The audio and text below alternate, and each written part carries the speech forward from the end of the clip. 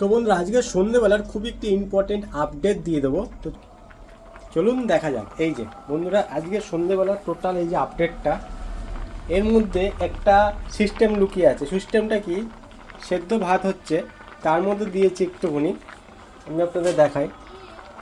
সেদ্ধ ভাতের মধ্যে দিয়েছি মটরশুঁটি, দিয়েছি টমেটো, দিয়েছি একটু দুটো লঙ্কা, কাঁচা লঙ্কা, আর এই যে একটু বিনস, এরকম পাতলা পাতলা করে ছোটো ছোটো করে কাটা বিনস।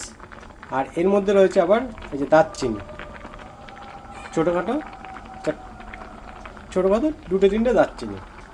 তো সিম্পল খাবারের মধ্যে সিম্পল, এটা সবসময় চলে। আচ্ছা, এর মধ্যে দারচিনি দেওয়ার কারণটা কি, লবঙ্গ কিংবা অনেক সময় অনেকে এলাচও দেওয়া যায়।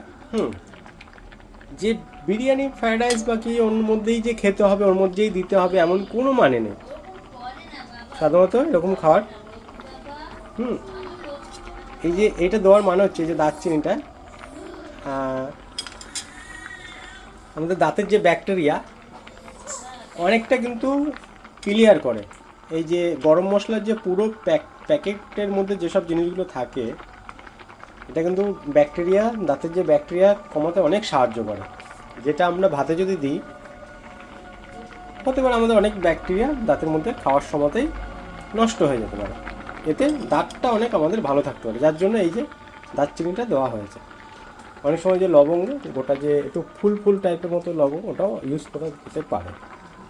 তো এটা একটা সিক্রেট জিনিস, যেটা অনেকে দাঁতে মুখ দিয়ে দুর্গন্ধ বেরোয়।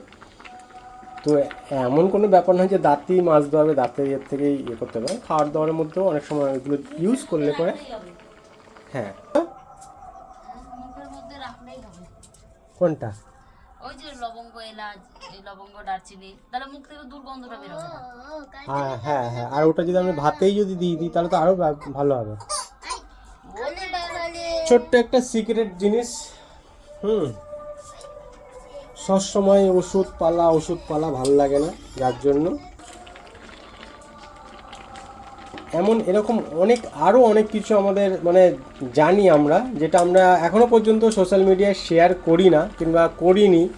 আমরা এরকম ছোটোখাটো অনেক কিছু জানি, আস্তে আস্তে দেখি সময় পেলে সোশ্যাল মিডিয়ায় শেয়ার করব। এতে কি হবে, আপনাদেরও উপকার হবে, আপনাদেরও কাজে লাগবে। এমন বহু অনেক কিছু আছে। ঠিক আছে বন্ধুরা, ওকে, টাটা, গুড বাই।